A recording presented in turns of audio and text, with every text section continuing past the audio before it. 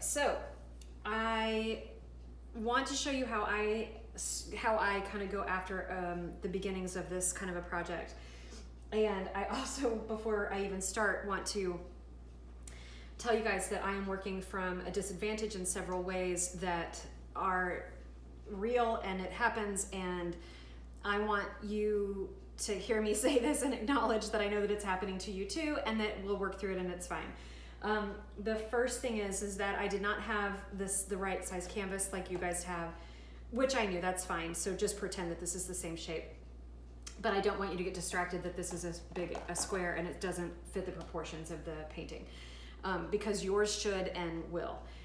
The other thing is that I found out, unfortunately, as I was starting this, that my printer is out of black ink. So I am dealing with a photo of my still life that is, the values are completely jacked up in it, which is going to be really hard to work from, but it's what I've got. Luckily, I still have my sketch that has a little bit of the values that I was planning on, the way I was distributing the values in the photo.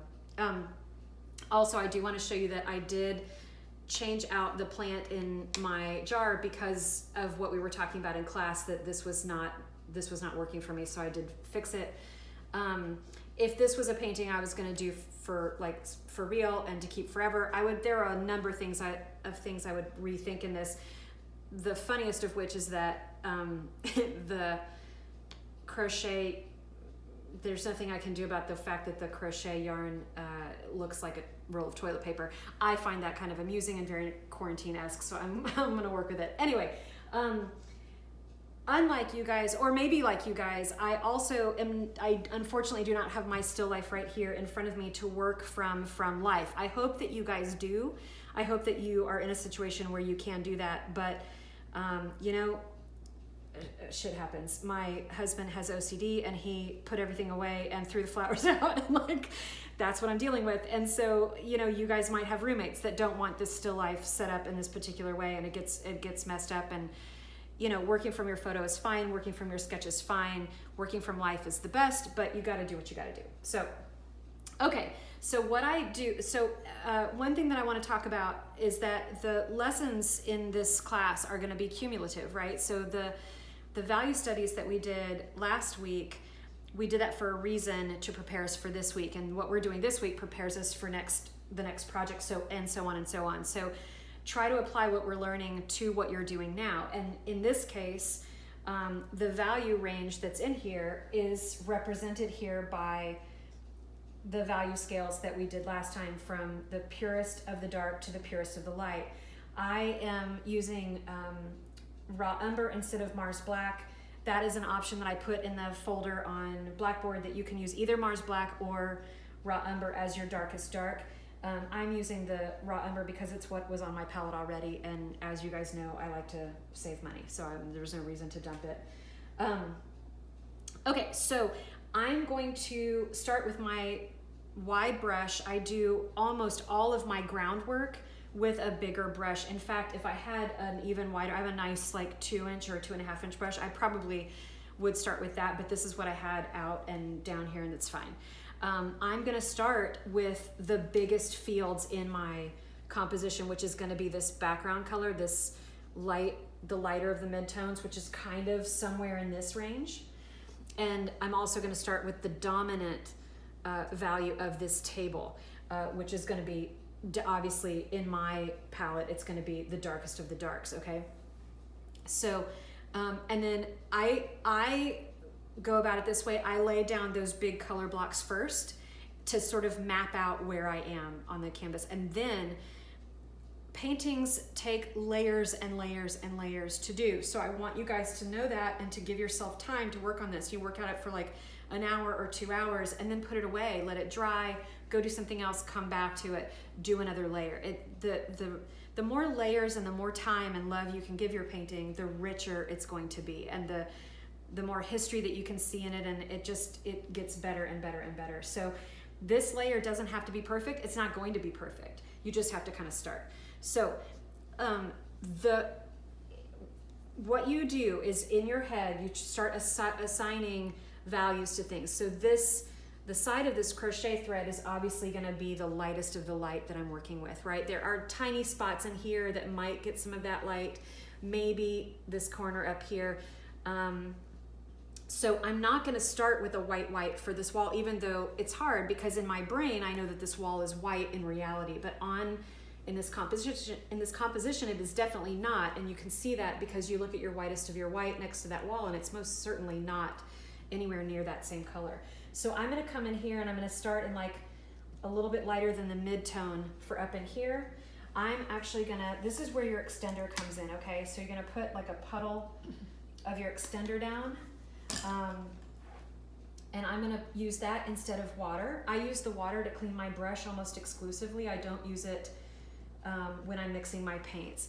So I'm going to just look at this. I'm going to think with my brush in my hand instead of with a pencil, like we were talking about. And I'm going to kind of gauge like that. The line of that table is kind of, it's this big diagonal line there. Okay, and it's okay to work in thin paint at this point, okay? You don't, there were several of you guys that I talked to about working with thicker paint, that thicker paint was gonna be beneficial to you when you were doing your value studies, but on this kind of a big sweeping canvas, you wanna put,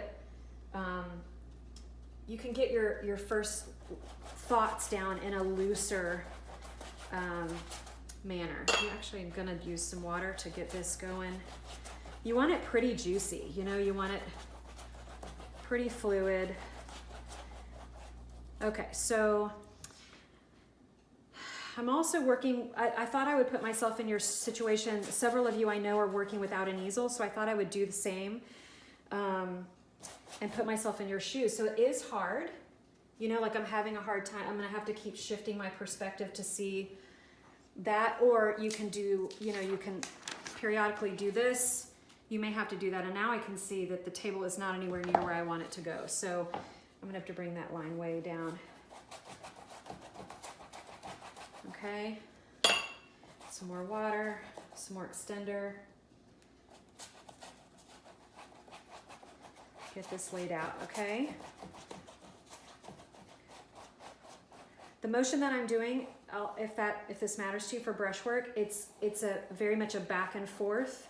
I very rarely do that. You can see what it does to the brushes, the bristles on your brush, and that's not good for it.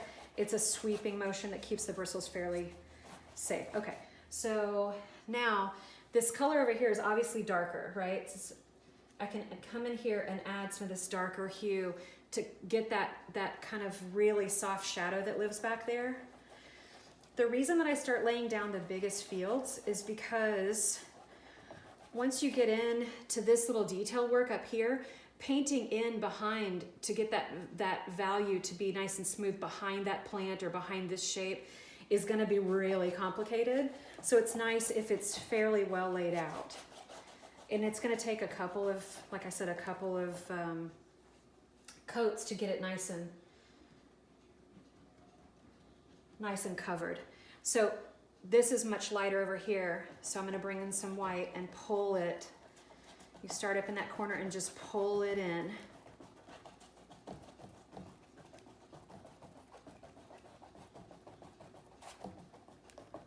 Okay, so that's pretty good. Like when you're doing your first layers, these places are gonna be there. I mean, don't stress out about it, okay? Because you're gonna do this over and over and over again. So you're not trying to lay down a perfect painting in one go, okay? That's gonna cause you a whole bunch of heartache to even think about that that's what you're doing. Better for you to think about this in just stages, right? So this is your first stage. You're just starting. Okay, so I'm gonna flush out like that table edge comes pretty close and then it cuts down. So I've got this cool shape down here that I really like. And now I think the value is gonna be too dark. So I'm just gonna come in here, pick up some white, some extender, loosen it back up a little bit and work it back up in, okay? So blending, blending, blending, right? But not like obsessively, okay? Don't think that you're blending and it's gonna be perfect and it's gonna stay that way, because you're gonna come in and mess with it again. So don't do that to yourself. Okay, so there you go. That's kind of where my background is at this point, that color field. So I'm gonna rinse my brush out and I'm gonna go in for my darkest shape now, okay?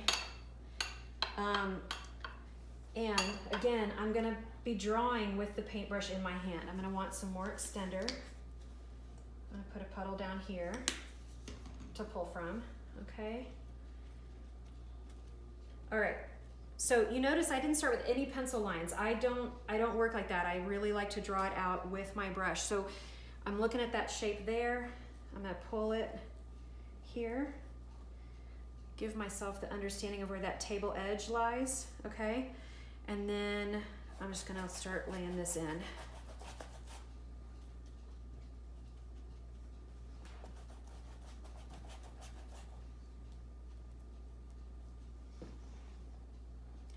You can see here that there's a really nice weird dark shadow there. Under those books is gonna be the really dark. And then over here, it gets a little bit lighter. See, so this corner is lighter than this. So you're looking at the values again. So this right here is gonna be the darkest of the darks, right here, and probably right here. And then this is gonna be somewhere in this kind of range in my color scale. Like if you go back to your scale, and if you need to print a second copy of this, hold it up with this and like put, you know, if the darkest is 1, put 1, put 1, put 1 and 1, and then go back and put 2 and 2 and 2, like, so that you don't get so caught up in the shading aspect that you forget to look at your values. Remember, the value is the cake. You've got to get the values right, or the rest of the painting will not work for you.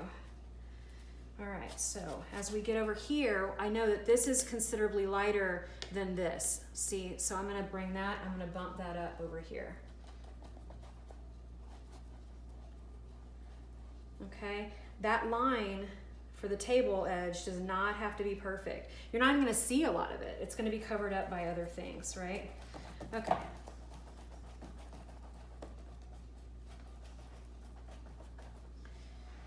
In with the darkest of the dark. Lay some of that back in. I don't want this raw canvas to show. I don't know if y'all could see what I just did. I have a real pet peeve about raw canvas showing through. I really want you guys to work on getting that covered up. Okay.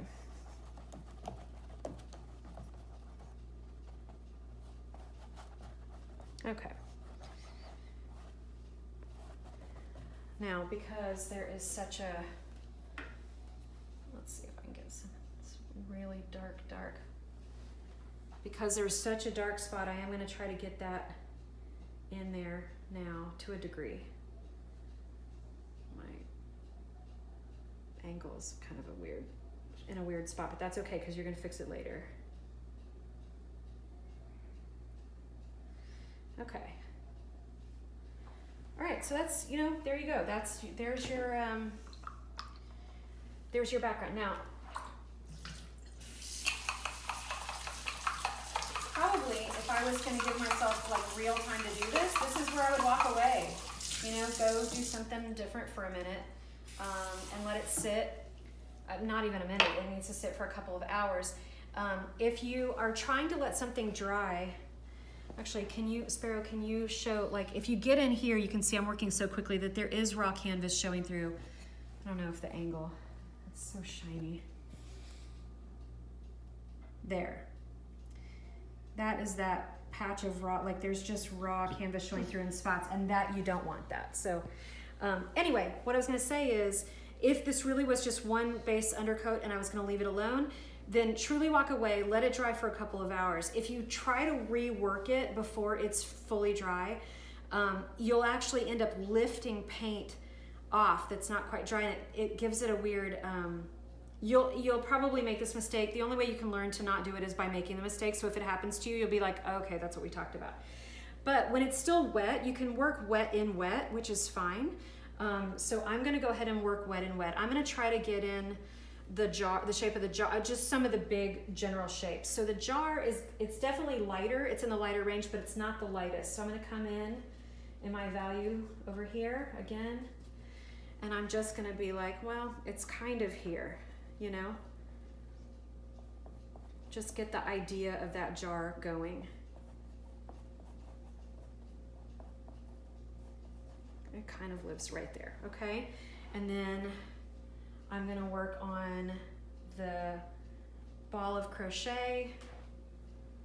Is kind of, let's see, if you're looking at your paper, it's, you know, the other thing, well, we can talk about drawing lines on, but you can line it out so that you can see that the height of this is definitely higher than the top of the jar. So I'm gonna say the top of the jar is there. This shape is kind of up here. Just kind of get it in there loosely. Now that is definitely the lightest that's on there, but we know like there's a real big shift there, so that's not gonna stay light like that. I'm gonna come in here and pull in. My cat is trying to say hi to you guys. Her name is Saoirse. You gonna say hi? Okay, so you're just gonna come in and kind of get the shape of this thing going. Super loose again. You're just kind of mapping things out at this point. You don't want big fat globs of paint. That's another thing I should talk to you about. Keep it loose, keep it thin, because this is your drawing. Like this is, instead of like you sitting down and drawing with a pencil, this is the drawing, okay? So you don't want big fat globs of acrylic on there because it will dry and it will be raised. And unless that is what you're going for, you're not going to want it. Most of that's kind of gone out of fashion right now, but we'll talk about that a little bit later. That's an art history thing. But okay, so books, you got a spine there, you got a spine that comes here.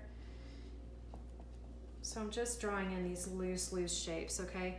Again, it doesn't matter if they're right. You know, you're going to be working on it. You can change everything in the next layer. Okay, my spoon is gonna be somewhere kind of here. There's that thing over here. I'm not gonna worry about the string and all that detail. That's way later, okay? So that's spine of the book. All right, and then I might get up in here and do a little bit of like, kind of an understanding of where these things live.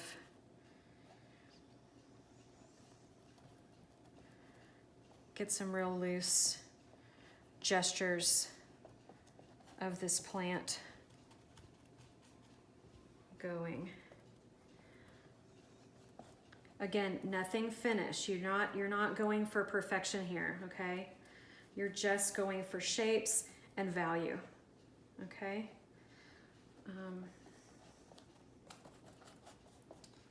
Yeah, I'm really at a disservice that my structure is not the right shape, because that's where you get into trouble with that. So don't do that to yourself. Okay, so that's kind of where I would leave it for now, and that's kind of where you guys should be. You don't have to be at this point tomorrow. Low stress, y'all. Like don't freak out if you're not at this point. If you're farther than this point, that's fine. Don't take it too far. One of the things that I will say is that, it's a very common mistake for younger painters to get really like super focused in on details of it. Like I remember when I was starting out, like I would get so excited about the details of this jar, for example, and I would like get the jar where I wanted, and then I would start painting. Like I would get so focused on this, and I hadn't even touched anything else. And the problem with that is that you fall in love with it. You fall in love with these little moments that you've spent so much time on. And then what happens when you back up and you realize that the jar is not at all in the right place? Like that happens, y'all. Like you'll walk away from this and then you'll come back and you'll go, well, this is not at that angle, and the books aren't even like that. And what was I thinking? The spoon is so weird. And so that's where you rework it, right? You're gonna see it differently and you make those changes. It's very hard to make those changes when you've spent such, time and devotion painting little bitty details like this, because you're not going to want to paint over that jar and move it and you're gonna need to save your composition. So do not do that. In writing, they call that killing your darlings. I don't know, painters are not that inventive, but I'm just gonna steal that. Don't get yourself in a place where you have to kill your darlings, okay? At this point, I don't love these leaves. I don't care. If I have to go back, if I realize that everything's out of whack and I have to paint this background again, so that's fine. I don't really care about this yet, you know? It's much less painful to do it at this stage. That's why you're gonna build. Now I might come back and go, okay, everything's great and everything's fine. And that's when I start layering the second layer, and I will show you that in the next video.